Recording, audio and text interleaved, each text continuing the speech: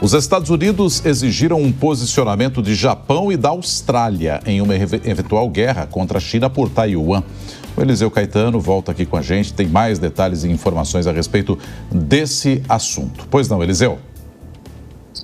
Oi, Nonato. Bom dia novamente para você, para a Bia, para todos que acompanham o Jornal da Manhã. A gente fala ao vivo, direto dos Estados Unidos, 9 horas com 1 minuto aí pelo horário de Brasília, aqui 8 horas da manhã com 1 minuto pelo horário da costa leste americana. Temperatura neste momento no sul da Flórida na casa dos 26 graus Celsius. Manhã de domingo por aqui só começando, mas muito calor lá fora. E aonde está quente também, de acordo com os principais analistas políticos do país, é na Casa Branca, na capital Washington DC. Tudo porque o Departamento de Defesa dos Estados Unidos estaria intensificando os esforços diplomáticos e também estratégicos para obter compromissos mais claros de seus principais aliados no Indo-Pacífico, especialmente Japão e Austrália, diante de um cenário cada vez mais plausível de conflito entre China e Taiwan. De acordo com fontes oficiais, o Pentágono tem solicitado diretamente aos dois governos que explicitem de forma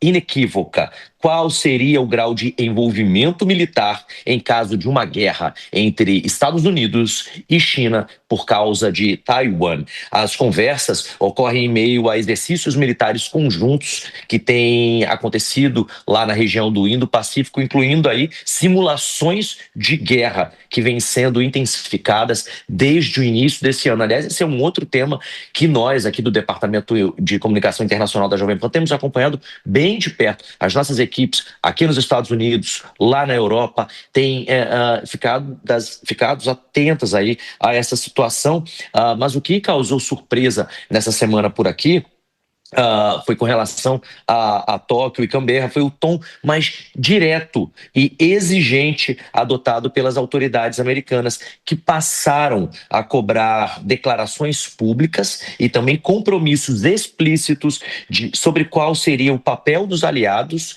no caso Japão e Austrália, numa eventual operação militar envolvendo Taiwan. O governo japonês, de acordo com o Financial Times, respondeu com cautela, argumentando que qualquer cenário militar envolvendo Taiwan depende de variáveis constitucionais e também jurídicas. O Japão mantém uma constituição pacifista que restringe o seu envolvimento em ações ofensivas. Ainda assim, o país tem investido massivamente em modernização militar e também ampliado a sua interoperabilidade com as Forças Armadas americanas, especialmente nas ilhas mais próximas ao Estreito de Taiwan. No entanto, o governo japonês, de acordo com reportagem do Financial Times, tem evitado se comprometer com respostas consideradas automáticas ou pré-definidas, reforçando que qualquer decisão seria tomada somente conforme as circunstâncias de um momento. Já a Austrália, de acordo com a agência Reuters, foi ainda mais enfática ao resistir à pressão americana. O ministro da Defesa australiano, Richard Marles, afirmou, inclusive ontem, sábado, que o país não tomará decisões antecipadas sobre o envio de tropas em caso de conflito. Em entrevista à imprensa local, ele disse o seguinte, abre aspas, as decisões sobre envolvimento da Austrália em qualquer operação militar serão feitas soberanamente por seu governo e no momento em que a situação se apresentar e com base no interesse nacional australiano, fecha aspas. Ele ainda acrescentou que a Austrália não vai se submeter às pressões para se alinhar automaticamente aos Estados Unidos, apesar da aliança histórica entre as duas nações. Esse novo movimento do Pentágono se alinha muito, de acordo com os analistas políticos por aqui, a essa política externa adotada pelo presidente Donald Trump desde sua volta ao poder em janeiro deste ano. Em discursos recentes, Trump tem reiterado que os seus aliados, ou que os aliados dos Estados Unidos precisam aumentar os seus gastos em defesa e assumir responsabilidades mais claras nas parcerias estratégicas com os Estados Unidos. Aliás, essa foi uma questão muito decisiva lá na semana passada na reunião da OTAN. Vocês lembram disso? A gente acompanhou aqui diariamente no Jornal da Manhã e na programação da Jovem Pan News a pressão que o governo americano botou, a pressão que Donald Trump botou sobre os países da OTAN, da Organização do Tratado do Atlântico Norte, que é um clube que se defende, um clube que se autodefende.